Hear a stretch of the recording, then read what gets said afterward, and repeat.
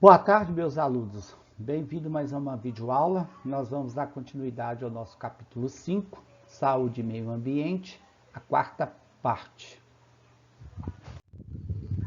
Neste capítulo, nós vamos continuar tratando de outras doenças, tá? Nós demos foco na segunda parte nas doenças vinculadas ao solo. Depois, nós demos ênfase nas doenças vinculadas à água, que tinha vetores transmissores aí. E não tão quanto importante, outras doenças que acabam tendo a água e o solo também como foco de transmissão. Uma dessas doenças aí é a conhecida chamada doença de Chagas, ou também alguns chamam de chupança ou mal do percevejo. Trata-se de uma doença endêmica do continente americano, causado por um protozoário chamado Trypanosoma.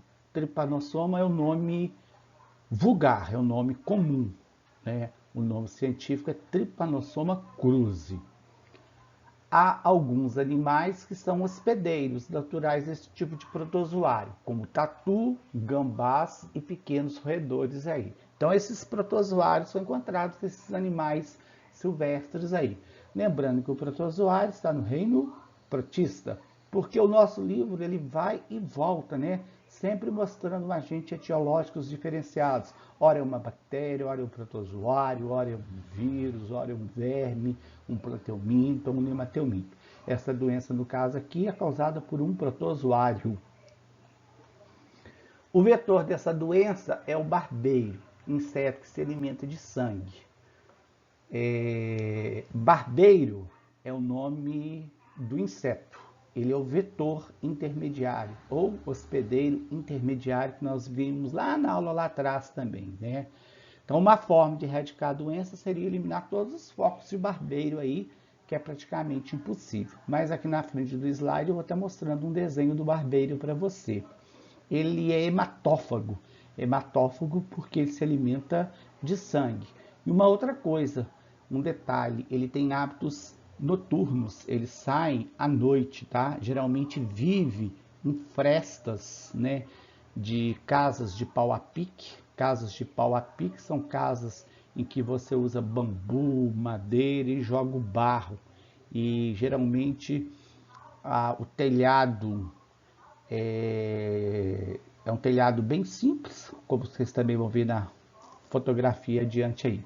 Ele se infecta com os protozoários ao picar um hospedeiro contaminado, animal ou pessoa. Quer dizer o seguinte, gente, que o barbeiro, a maioria deles estão contaminados. Mas aquele que não está contaminado, ele pode contrair também o quê? Ao picar animais silvestres ou um próprio ser humano que tenha a doença no caso.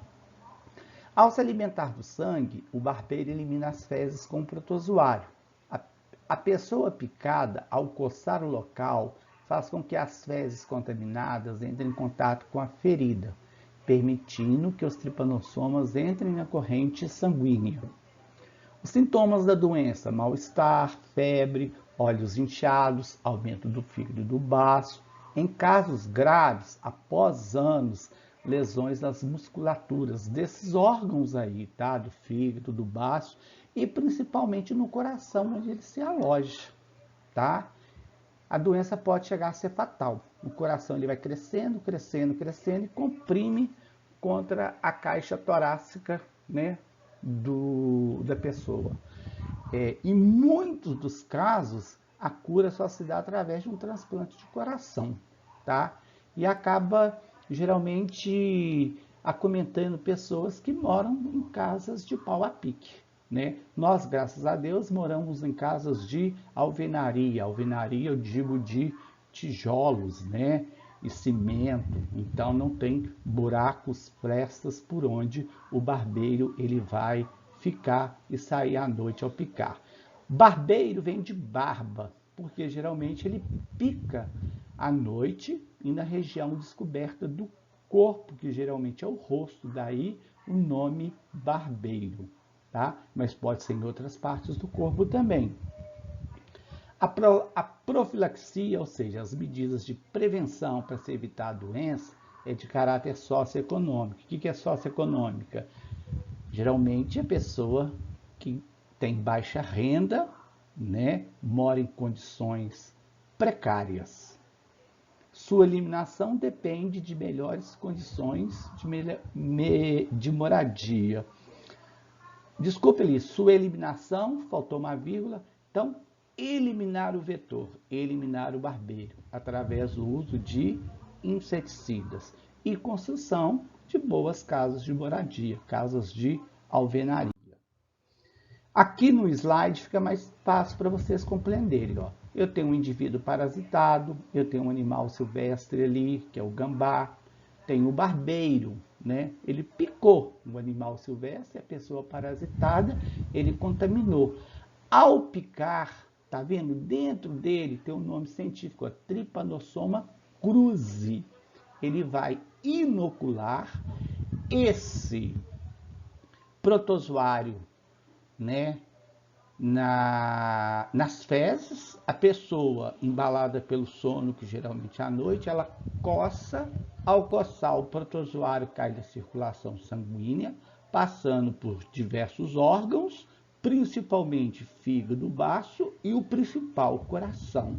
E ali ele vai minando, né, vai deteriorando com a musculatura do coração do nosso miocárdio. É uma doença lenta, silenciosa. Quando a pessoa chega a descobrir, ela está no estágio extremamente letal. Está praticamente para morrer. Ela não aguenta subir numa escada, dá uma falta de ar. Aqui em Visconde do Rio Branco, essa doença ela até praticamente foi dizimada do nosso meio, porque na zona rural nós não encontramos mais esses tipos de moradias. Aí tem um exemplo de uma casa de pau a pique para vocês. Poderia estar colocando outras ilustrações ali. Ali está o desenho do inseto.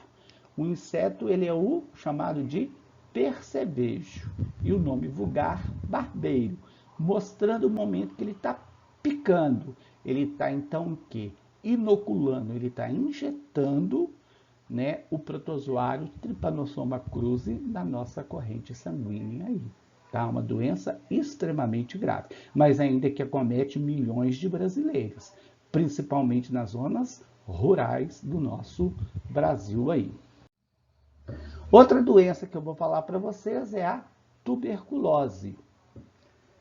É uma doença que atinge principalmente os pulmões. Ela é causada pela bactéria Mycobacterium tuberculosis.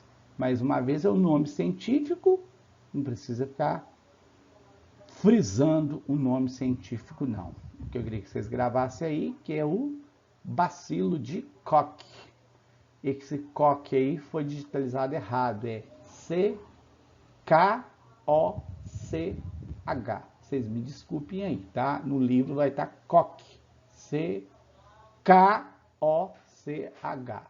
Sua transmissão ocorre por meio de bacilos expelidos por tosse, espirro ou fala de doente. Pessoas próximas podem aspirar os bacilos e adoecer. Os sintomas são tosse persistente por mais de 2 semanas, febre, cansaço, falta de apetite, emagrecimento e, em casos mais graves, escarro com sangue. Escarro com sangue, a pessoa chega a tossir, escarrar, retirar pela garganta aquelas crostas de sangue. Há 100 anos atrás, né? Tem até uma novela que passa a Cabocla, né, com a Glória Pires, na Rede Globo, né? Não é da época de vocês, em que a pessoa, naquela época, para poder se tratar, ela subia as serras em lugares mais altos, que ali se previa que tinha o tratamento da tuberculose. Mas foi uma doença que matou e ainda continua matando muita gente, não só no Brasil, como no mundo inteiro. Mas devido ao fato que essa doença, ela tem uma vacina, mas infelizmente a maioria dos países não conta com um sistema de imunização tão bom quanto o nosso Brasil aí. Vocês todos, quando já saem do hospital ou saem da maternidade, onde nasceram, tomam a primeira vacina, que é a BCG, que vou citar aqui agora na frente para vocês. Mas é engraçado, né, Ronaldo? Nós temos aí na pandemia do coronavírus, né, matando muitas pessoas, e no mundo, principalmente nos países subdesenvolvidos, como, eu não digo nem subdesenvolvidos, países pobres, como os países africanos, ou subdesenvolvidos ali no continente asiático, aqui na América Latina, a tuberculose é uma das doenças que mais mata. Ah, mas por que mata, Ronaldo? Porque lá eles não têm um sistema eficiente de vacinação. E geralmente acomete quem?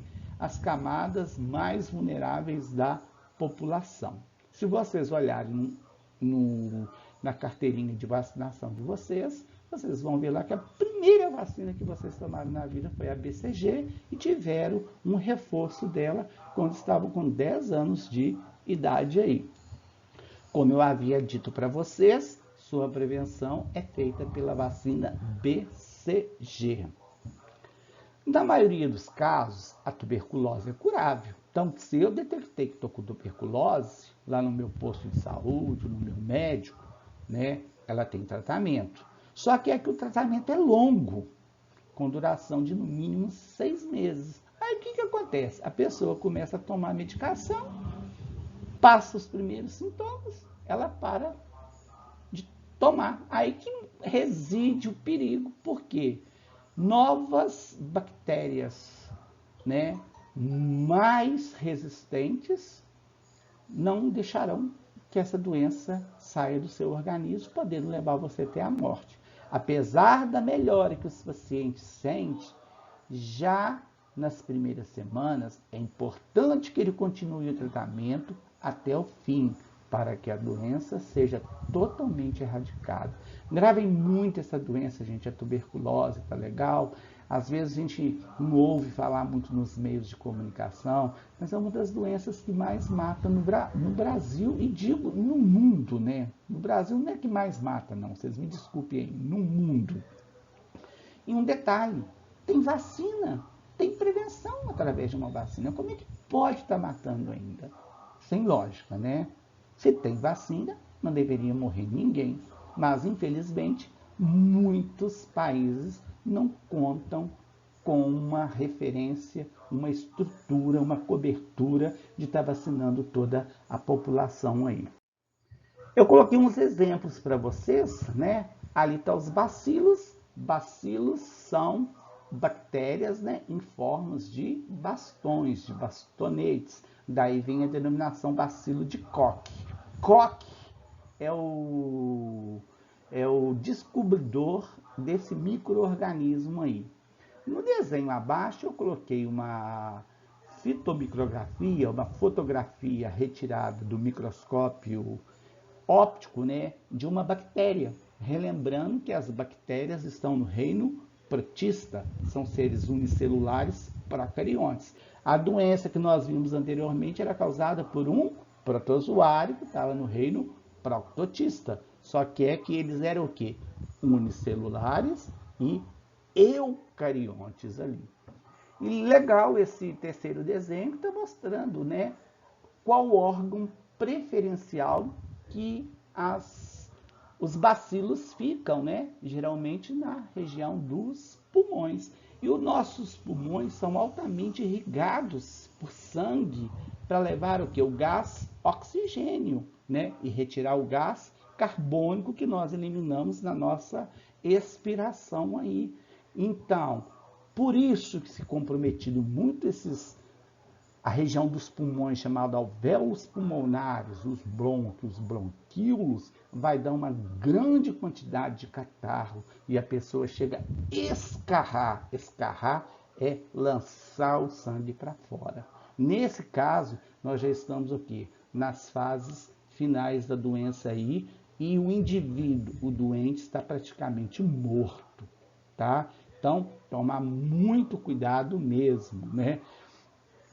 Mas dê uma olhadinha, eu sempre volto a frisar, olhem na carteira de vacinação de vocês. Assim que as nossas aulas voltarem de maneira presencial, eu vou tirar uma aula só para a gente olhar a carteira de vacinação de vocês, se vocês foram vacinados corretamente. Tenho absoluta certeza que vocês todos devem ter tido as vacinações, né? Os pais, os responsáveis, tomaram todo esse devido cuidado aí, que é de fundamental importância para uma boa manutenção da nossa saúde aí, sem sombra de dúvidas aí. Viroses. Embora já tenhamos tratado aqui de algumas doenças causadas por vírus, né, as famosas viroses, como falamos na dengue, na zika, na chikungunya, em febre amarela, outras viroses também são bastante comuns.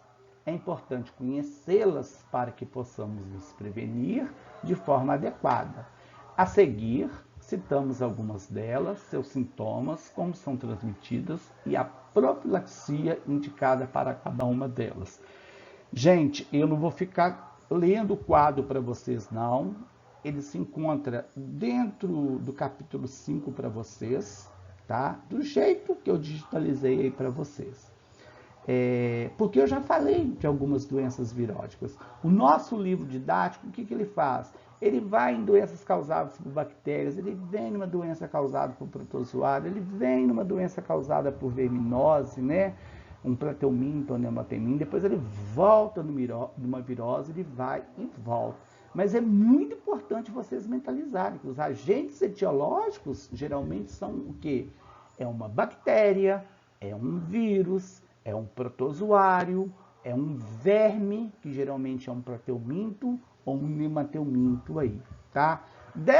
E quando eu digo a palavra profilaxia, o livro utiliza profilaxia. Lembrar que profilaxia é a mesma coisa que formas de prevenção, medidas de se proteger, né? É chique, eu acho, falar profilaxia, né? No jargão médico, no jargão dos enfermeiros, eles falam medidas profiláticas, profilaxia, mas vocês, como alunos de 7º ano, podem estar gravando esses nomes aí. Qual outras doenças, outras viroses que nós temos aí? A gripe A, temos a gripe comum ou gripe B, a rubéola, o sarampo e a cachumba. Eu quis colocar principalmente a rubéola, o sarampo e a cachumba, porque ela é chamada de tríplice viral. Todos vocês tomaram a tríplice viral, tiveram um reforço, depois um outro reforço. Lembrando que as vacinas é o quê? Qual que é a principal forma de prevenção? Tomar vacina, tomar vacina. Então, a vacina é um tipo de imunização em que nós prevenimos a doença, porque nós estamos recebendo aqui o vírus morto, no caso aí, ou atenuado, que não é capaz de produzir a doença em nosso organismo. Em contrapartida, se eu estou vacinado, eu estou imunizado contra essas 3 doenças aí. Eu estou com 52 anos de idade, já falei uma vez para vocês, não vou, repito novamente, mas muitas pessoas da minha faixa etária não chegaram a essa idade, morreram com sarampo, com cachumba, com rubéola, tá? Doenças que mataram muito no Brasil. Hoje, com o sistema eficiente de imunização, essas doenças praticamente elas estão extintas do nosso calendário. Agora, com a pandemia de coronavírus, né, que nós estamos vivenciando, muitos pais, né, ou responsáveis acabam deixando de levar as crianças, os recém-nascidos, as crianças, comprometendo a qualidade de vida e de saúde, né? Hoje também nós temos esforços fenomenais.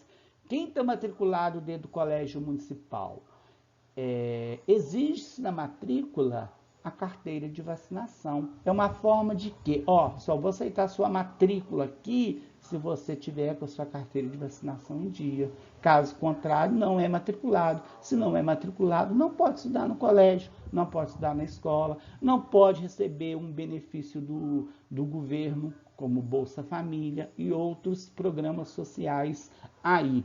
Tá legal? Observem que eu não vou ficar cobrando sintomas de vocês, porque vocês não são médicos e nem enfermeiro, nem profissionais da saúde. Mas eu acho muito importante que vocês tenham essa noção que para todas essas doenças aí viroses, né, que nós falamos, nós temos como medida profilática, como medida preventiva, a vacinação. Relembrando a aula anterior, nós vimos que a zika, que causava microcefalia, a dengue, que mata muitas pessoas, a febre chikungunya, são doenças que não têm vacinas, como a AIDS também não tem vacinas, né? A AIDS, a síndrome da deficiência imunológica adquirida. Então nós temos que nos prevenir aí. Então tomar muito cuidado, porque eu gosto de perguntar doenças que têm vacinas e doenças que não apresentam vacinas aí. Vacina sim!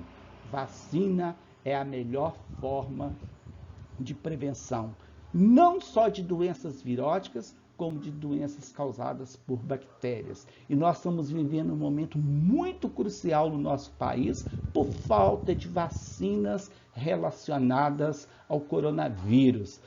Quantas vidas poderiam ter sido salvas se o nosso governo tivesse adquirido essas vacinas e essa imunização já estivesse acontecendo?